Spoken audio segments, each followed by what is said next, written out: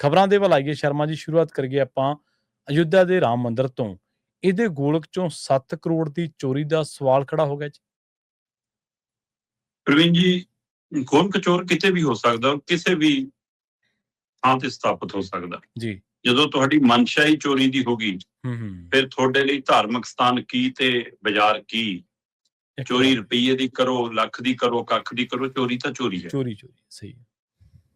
ਪਰ ਸਵਾਲ ਇਹ ਹੈ ਕਿ ਅਸੀਂ ਰੱਬ ਦੇ ਘਰ ਨੂੰ ਵੀ ਨਹੀਂ ਬਖਸ਼ਦੇ, ਔਰ ਉਸ ਘਰ ਨੂੰ ਜਿਹਦੇ ਉੱਤੇ ਸਾਡਾ ਸਾਰਾ ਰਾਜਨੀਤਿਕ ਢਾਂਚਾ ਟਿਕਿਆ ਹੋਵੇ ਤਾਂ ਵੀ ਨਹੀਂ ਬਖਸ਼ਦੇ। ਸਹੀ ਹੈ ਜੀ। ਭਗਵਾਨ ਰਾਮ ਜੀ ਦੇ ਨਾਂ ਦੇ ਉੱਤੇ ਜਿੰਨੀ ਰਾਜਨੀਤੀ ਭਾਰਤ 'ਚ ਹੋਈ ਹੈ, ਮੈਨੂੰ ਲੱਗਦਾ ਕਦੇ ਕਿਸੇ ਰੱਬ ਦੇ ਨਾਂ ਦੇ ਉੱਤੇ ਇੰਨੀ ਰਾਜਨੀਤੀ ਕਿਤੇ ਨਹੀਂ ਹੋਈ। ਚੋਣਾਂ ਦੇ ਦੌਰਾਨ ਮਤਲਬ ਕਿ ਇਸ਼ਤਿਹਾਰ ਅਖਬਾਰਾਂ 'ਚ, ਟੈਲੀਵਿਜ਼ਨਾਂ ਤੇ, ਸੋਸ਼ਲ ਮੀਡੀਆ ਤੇ ਅਸੀਂ ਜੰਮ ਕੇ ਦੇਖੇ ਜੀ ਕਿ ਇੱਕ ਬੰਦਾ ਉਂਗਲ ਫੜੀ ਰਾਮ ਜੀ ਦੇ ਰੂਪ 'ਚ ਇੱਕ ਜਵਾਕ ਨੂੰ ਤੋਰੀ ਆਉਂਦਾ ਹੈ ਤੇ ਥੱਲੇ ਲਿਖਿਆ ਜੀ ਜੋ ਰਾਮ ਜੀ ਕੋ ਲਾਏ ਹਮ ਉनको ਲਾਏਂਗੇ। ਸਹੀ ਹੈ। ਇਹ ਸਾਰੀ ਪ੍ਰਕਿਰਿਆ ਰਾਮ ਜੀ ਪ੍ਰਤੀ ਆਸਥਾ ਇੱਕ ਚੀਜ਼ ਆ, ਰਾਜਨੀਤੀ ਉਹਨਾਂ ਦੀ ਉੱਤੇ ਹੋ ਰਹੀ ਰਾਜਨੀਤੀ ਦੀ ਆਸਥਾ ਥੋੜਾ ਹੋਣੀ ਚਾਹੀਦੀ ਹੈ ਤੁਹਾਡੀ, ਉੱਥੇ ਤੱਕ ਅੱਖਾਂ ਖੁੱਲੀਆਂ ਹੋਣੀਆਂ ਚਾਹੀਦੀਆਂ। ਜੀ ਜੀ ਬਿਲਕੁਲ। ਜਦੋਂ ਅਯੋਧਿਆ ਰਾਮ ਮੰਦਿਰ ਦਾ ਉਦਘਾਟਨ ਹੋਇਆ, ਉਸ ਉਦਘਾਟਨ ਦੀ ਪ੍ਰਕਿਰਿਆ ਤੋਂ ਬਾਅਦ ਆਪਾਂ ਇਸੇ ਪਲੇਟਫਾਰਮ ਤੇ ਇੱਕ ਦਿਨ ਖਬਰ ਕੀਤੀ ਸੀ ਕਿ ਪਹਿਲੇ ਮੀਂਹ ਦੇ ਵਿੱਚ ਅਯੋਧਿਆ ਦੇ ਰੇਲਵੇ ਸਟੇਸ਼ਨ ਤੋਂ ਲੈ ਕੇ ਰਾਮ ਮੰਦਿਰ ਤੱਕ ਚੋ ਗਿਆ। ਹਾਂਜੀ ਬਿਲਕੁਲ ਕੀਤੀ ਸੀ। ਉਹਦੇ ਗਰਭ ਗ੍ਰਹਿ 'ਚ ਪਾਣੀ ਤੱਕ ਭਰ ਗਿਆ, ਹੋ ਗਈ ਸਾਰਾ ਕੁਝ। ਹੁਣ ਉਸ ਮਸਲੇ ਤੇ ਮਿੱਟੀ ਕਿਹਨੇ ਪਾਈ? ਜੇ ਉਸ ਸਮੇਂ ਅੱਖਾਂ ਖੋਲ ਕੇ ਸਿਸਟਮ ਨੇ, ਸਰਕਾਰ ਨੇ, ਪ੍ਰਸ਼ਾਸਨ ਨੇ, ਆਪਣੇ ਆਪ ਨੂੰ ਰਾਮ ਜੀ ਦੇ ਸੱਚੇ ਭਗਤ ਕਹਾਉਣ ਵਾਲੇ ਲੀਡਰਾਂ ਨੇ ਪੁਣਛਾਣ ਕੀਤੀ ਹੁੰਦੀ ਕਿ ਦੱਸੋ ਵੀ ਜੇ ਇਮਾਰਤ ਨਿਰਮਾਣ 'ਚ, ਮੰਦਿਰ ਨਿਰਮਾਣ 'ਚ ਵੀ ਤੁਸੀਂ ਖੇਡ ਕੀਤਾ ਹੈ, ਜੇ ਇੱਥੇ ਵੀ ਕਮਿਸ਼ਨ ਖਾਧਾ, ਇੱਥੇ ਵੀ ਰੇਤਾ ਬਜਰੀ ਖਾ ਗਏ, ਤਾਂ ਫਿਰ ਇਹਦਾ ਮਤਲਬ ਤੁਹਾਤੋਂ ਕਿਵੇਂ ਉਮੀਦ ਕਰੀਏ ਕਿ ਤੁਸੀਂ ਮੰਦਿਰ ਦੀ ਸਾਰੀ ਕਾਰਜ ਵਿਧਾ ਇਮਾਨਦਾਰੀ ਨਾਲ ਚਲਾ ਲਓਗੇ। ਸਹੀ ਹੈ। ਪਰ ਸਾਰੇ ਮਾਮਲੇ ਤੇ ਮਿੱਟੀ ਪੈ ਗਈ, ਟਕ ਟਕਾ ਹੋ ਗਿਆ। ਤੇ ਹੁਣ ਅੱਜ ਬੜੀ ਖਬਰ ਤੇ ਆਪਾਂ ਚਰਚਾ ਕਰ ਰਹੇ ਹਾਂ ਕਿ ਰਾਮ ਜੀ ਦੇ ਨਾਂ ਦੇ ਉੱਤੇ ਬਣੇ ਅਯੋਧਿਆ ਮੰਦਿਰ ਦੀ ਗੋਲਕ ਚੋਂ, ਉੱਥੇ ਚੜਾਵੇ ਚੋਂ 7.5 ਕਰੋੜ ਦੇ ਕਰੀਬ ਪੈਸੇ ਦਾ ਖੇਲ ਹੋ ਗਿਆ ਜੀ, ਕਹਿੰਦੇ ਜੀ। ਔਰ ਇਹ ਗੱਲ ਜਿੱਥੇ ਵਿਰੋਧੀ ਧਿਰ ਦਾ ਇੱਕ ਲੀਡਰ, ਜਿਹੜਾ ਮਤਲਬ ਕਿ ਮੁੱਢਲੀ ਕਤਾਰ ਦਾ ਲੀਡਰ ਹੈ ਅਖਿਲੇਸ਼ ਯਾਦਵ, ਉਹ ਕਹਿ ਰਿਹਾ, ਉਹਦਾ ਇੱਕ MLA ਸਾਹਮਣੇ ਆ ਕੇ ਦੋਸ਼ ਲਾਉਂਦਾ ਕਿ 7.5 ਕਰੋੜ ਦੇ ਕਰੀਬ ਇੱਥੋਂ ਜੀ ਗੜਬੜ ਹੋਈ। ਉਹਦਾ ਸਾਬਕਾ MLA ਰਿਹਾ ਉੱਥੋਂ ਅਯੋਧਿਆ ਤੋਂ ਹੀ, ਠੀਕ ਹੈ ਜੀ, ਸਮਾਜਵਾਦੀ ਪਾਰਟੀ ਦਾ ਜੀ। ਪਰ ਅਖਿਲੇਸ਼ ਨੇ ਬਕਾਇਦਾ ਟਵੀਟ ਕੀਤਾ। ਅਖਿਲੇਸ਼ ਦੇ ਟਵੀਟ ਦੇ ਵਿੱਚ ਹੈ ਕਿ ਪੂਰੀ ਦੁਨੀਆ ਵਿੱਚ ਭਗਵਾਨ ਰਾਮ ਦੇ ਉਪਾਸਕਾਂ ਦੇ ਲਈ ਇੱਕ ਬੇਹੱਦ ਮੱਦਭਾਗੀ ਖਬਰ ਹੈ। ਰਾਮ ਮੰਦਿਰ ਦੇ ਚੜਾਵੇ ਦੀ ਕਰੋੜਾਂ ਰੁਪਏ ਦੀ ਰਕਮ ਗਾਇਬ ਮਿਲੀ ਹੈ। ਅਖਿਲੇਸ਼ ਨੇ ਸ਼੍ਰੀ ਰਾਮ ਜਨਮ ਭੂਮੀ ਤੀਰਥ ਟਰੱਸਟ ਤੇ ਸਰਕਾਰ ਨੂੰ ਵੀ ਘੇਰਿਆ, ਲਿਖਿਆ ਕਰੋੜਾਂ ਰੁਪਇਆ ਗਾਇਬ ਹੋਣਾ ਮੰਦਿਰ ਟਰੱਸਟ ਦੇ ਲਈ ਸ਼ਰਮਨਾਕ ਗੱਲ ਹੈ।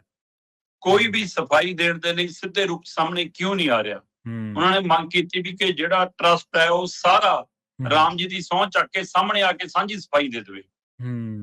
ਐਡਾ ਵੱਡਾ ਮਸਲਾ ਬਣਿਆ, ਟੀਵੀ ਚੈਨਲਾਂ, ਅਖਬਾਰਾਂ 'ਚ ਇਹਦਾ ਰੌਲਾ ਪੈਣ ਲੱਗਿਆ ਜੀ। ਟਰਸਟੀਆਂ ਦੇ ਵਿੱਚੋਂ ਜਿਹੜੇ 11 ਮੈਂਬਰੀ 21 ਮੈਂਬਰੀ ਟਰਸਟੀ ਨੇ, ਉਹਨਾਂ ਚੋਂ ਇੱਕ ਮੈਂਬਰ ਜਿਹਦੇ ਉੱਤੇ ਸਭ ਤੋਂ ਵੱਧ ਉਂਗਲ ਧਰੀ ਜਾ ਰਹੀ ਸੀ, ਉਹ ਲੰਮੇ ਸਮੇਂ ਬਾਅਦ ਸਾਹਮਣੇ ਆ ਕੇ 40 ਸਕਿੰਟ ਦੀ ਇੱਕ ਸਫਾਈ ਦਿੰਦਾ ਤੇ ਉਹ 'ਚ ਕਹਿੰਦਾ ਕੀ ਹੈ ਕਿ ਸਾਡਾ ਤਾਂ ਆਡਿਟ ਹੁੰਦਾ ਜੀ, ਬੈਂਕ ਅਧਿਕਾਰੀਆਂ ਦੀ ਹਾਜ਼ਰੀ 'ਚ ਅਸੀਂ ਪੈਸੇ ਗਿਣਦੇ ਹਾਂ ਜੀ, ਸਾਡਾ ਆਡਿਟ ਹੁੰਦਾ, ਗੱਲ ਖਤਮ। ਜੀ। ਮਤਲਬ ਐਡਾ ਗੰਭੀਰ ਮਸਲੇ ਦੀ ਸਫਾਈ ਸਿਰਫ 40 ਸਕਿੰਟ। ਇਹਦਾ ਮਤਲਬ ਉਹ ਗੱਲ ਕਹਿਣ ਲਈ ਵੀ ਕਿਤੋਂ ਮਨਜ਼ੂਰੀ ਲਈ ਹੈ, ਕਿਤੋਂ ਹਾਂ ਕਰਾਈਏ ਕਿ ਜੀ ਇੰਨਾ ਬੋਲਦੀ ਹੈ, ਪਾਸ ਹੋ ਕੇ ਆਇਆ। ਸਹੀ ਹੈ। ਚਲੋ ਹੁਣ ਸਵਾਲ ਇਹਦੇ ਵਿੱਚ ਇਹ ਹੈ ਕਿ ਜੇ ਸ਼ਰਧਾਲੂਆਂ ਨੂੰ, ਦੇਸ਼ ਵਾਸੀਆਂ ਨੂੰ, ਭਗਤਾਂ ਨੂੰ ਤੁਸੀਂ ਤਸੱਲੀ ਵੀ ਨਹੀਂ ਕਰਾ ਸਕਦੇ। ਸਹੀ ਹੈ। ਆਡਿਟ ਹੋਣਾ ਇੱਕ ਵੱਖਰੀ ਗੱਲ ਹੈ, ਬੈਂਕ ਅਧਿਕਾਰੀਆਂ ਦੀ ਮੌਜੂਦਗੀ 'ਚ ਗਿਣਨਾ ਵੱਖਰੀ ਗੱਲ ਹੈ, ਪਰ ਸੰਗਤ ਦੀ ਪਾਈ ਦਾ, ਉਹਨਾਂ ਦੇ ਚੜਾਵੇ ਦਾ ਸਹੀ ਹਿਸਾਬ ਕਿਤਾਬ ਜਨਤਕ ਤੌਰ ਤੇ ਸਾਹਮਣੇ ਰੱਖਣਾ ਵੱਖਰੀ ਗੱਲ, ਬਿਲਕੁਲ ਵੱਖਰਾ ਸਵਾਲ ਹੈ। ਸਹੀ ਹੈ, ਬਿਲਕੁਲ। ਤੇ ਤੁਸੀਂ ਜੇ ਨਹੀਂ ਰੱਖ ਪਾ ਰਹੇ, ਤੁਹਾਡੇ ਤੇ ਸ਼ੰਕੇ ਸ਼ੋਭੇ ਕਿਉਂ ਨਾ ਕਰੀਏ। ਚਲੋ ਆਪਾਂ ਕਹੀਏ ਕਿ ਰਾਈ ਦਾ ਪਹਾੜ ਬਣਾਤਾ ਹੋਣਾ ਅਖਿਲੇਸ਼ ਯਾਦਵ ਨੇ, ਆਪਾਂ ਕਹੀਏ ਸਮਾਜਵਾਦੀ ਪਾਰਟੀ ਨੇ ਜਾਣਬੁੱਝ ਕੇ ਇਸ ਮਸਲੇ ਨੂੰ ਹਵਾ ਦਿੱਤੀ ਹੋਣੀ, ਪਤਾ ਨਹੀਂ 7 ਰੁਪਏ ਦਾ ਹੀ ਹੋਵੇ। ਪਰ 7 ਰੁਪਏ ਵੀ ਜੇ ਹੈਗਾ ਤਾਂ ਵੀ ਮਸਲਾ, ਜੇ 700 ਹੈ ਤਾਂ ਵੀ ਹੈ, ਜੇ 7000 ਹੈ ਤਾਂ ਵੀ ਹੈ, ਜੇ 7 ਲੱਖ ਹੈ ਤਾਂ ਵੀ ਹੈ, ਜੇ 7 ਕਰੋੜ ਹੈ ਤਾਂ ਵੀ। ਮਸਲਾ ਤਾਂ ਮੰਦਿਰ ਦੀ ਗੋਲਕ ਦਾ ਜੀ। ਸਹੀ ਹੈ। ਚਲੋ ਇਹਨਾਂ ਨੂੰ ਪਰੇ ਰੱਖ ਦੋ। ਭਾਰਤੀ ਜਨਤਾ ਪਾਰਟੀ ਦਾ ਆਪਣਾ ਨਾਮੀ ਲੀਡਰ ਹੈ ਡਾਕਟਰ ਰਜਨੀਸ਼। ਠੀਕ ਹੈ ਜੀ। ਡਾਕਟਰ ਰਜਨੀਸ਼ ਹੋਰੀ ਮੇਰੇ ਕੋਲ ਪਈ ਆ ਉਹਨਾਂ ਦੀ ਰਿਪੋਰਟ। ਡਾਕਟਰ ਰਜਨੀਸ਼ ਸਿੰਘ ਉਹਨਾਂ ਨੇ ਲੰਘੇ ਮੰਗਲਵਾਰ ਨੂੰ ਪ੍ਰਧਾਨ ਮੰਤਰੀ ਨਰਿੰਦਰ ਮੋਦੀ ਜੀ ਦੇ ਨਾਮ ਤੇ ਚਿੱਠੀ ਲਿਖੀ ਹੈ। ਠੀਕ ਹੈ ਜੀ। ਚਿੱਠੀ ਲਿਖ ਕੇ ਉਹਨਾਂ ਨੇ ਕਿਹਾ ਕਿ ਪ੍ਰਧਾਨ ਮੰਤਰੀ ਜੀ ਕਿਰਪਾ ਕਰਕੇ ਟਰਸਟ ਦੇ ਵਿੱਚ ਚੱਲ ਰਹੀਆਂ ਗੜਬੜੀਆਂ ਦੀ ਸੀਬੀਆਈ ਜਾਂਚ ਕਰਾਓ। ਉਹ ਤਾਂ ਇਹਨਾਂ ਦਾ ਹੀ ਬੰਦਾ ਨਾ, ਉਹ ਤਾਂ ਇਹਨਾਂ ਦਾ ਜੀ।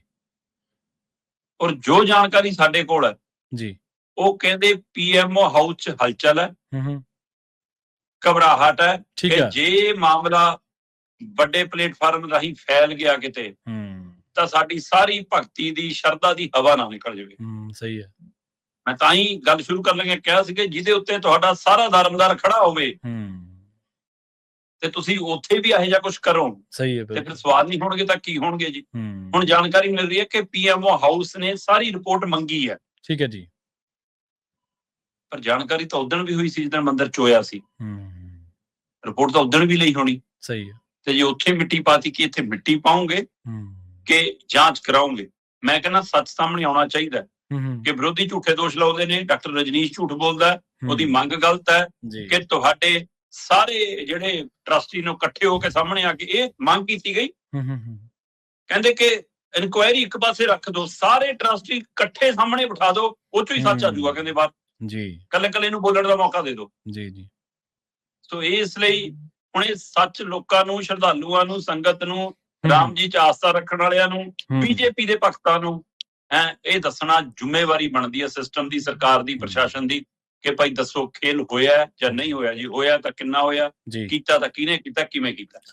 ਲੋਕ ਨਾ ਜਦੋਂ ਬੰਦਿਆਂ ਨੂੰ ਰੱਬ ਦੇ ਦਰਜੇ ਦੇ ਬਰਾਬਰ ਦਰਜਾ ਦੇ ਦੇਣ ਤੇ ਫਿਰ ਉੱਥੇ ਅੰਨੀ ਭਗਤੀ ਦੇ ਵਿੱਚ ਲੋਕਾਂ ਦੀਆਂ ਕਈ ਪਹਿਲੂਆਂ ਤੋਂ ਅੱਖਾਂ ਜਿਹੜੀਆਂ ਨੇ ਬੰਦ ਹੋ ਜਾਂਦੀਆਂ। ਸਵਾਲ ਤਾਂ ਉਦੋਂ ਹੀ ਸਰਕਾਰ ਨੂੰ ਘੇਰਾ ਪੈ ਜਾਣਾ ਚਾਹੀਦਾ ਸੀ ਜਿੱਥੋਂ ਤੁਸੀਂ ਸ਼ੁਰੂਆਤ ਕੀਤੀ ਸੀ ਕਿ ਕੁਝ ਸਮੇਂ ਬਾਅਦ ਹੀ ਰੇਲਵੇ ਸਟੇਸ਼ਨ ਤੋਂ ਲੈ ਕੇ ਤੇ ਸਾਰਾ ਜਿਹੜਾ ਉਹ ਰਾਮ ਮੰਦਿਰ ਦੇ ਵਿੱਚੋਂ ਹੀ ਚੋ ਗਿਆ ਸੀਗਾ। ਭ੍ਰਿਸ਼ਟਾਚਾਰ ਤਾਂ ਫਿਰ ਉੱਥੇ ਵੀ ਹੋਇਆ ਹੀ ਹੈ ਨਾ, ਪਰ ਸਰਕਾਰ ਤਾਂ ਉਡੀਕ ਰਹੀ ਹੈ ਕਿ ਕੋਈ ਹੋਰ ਚੀਜ਼ ਵੱਡੀ ਹੋਵੇ ਫਿਰ ਕੁਝ ਕਰਾਂਗੇ।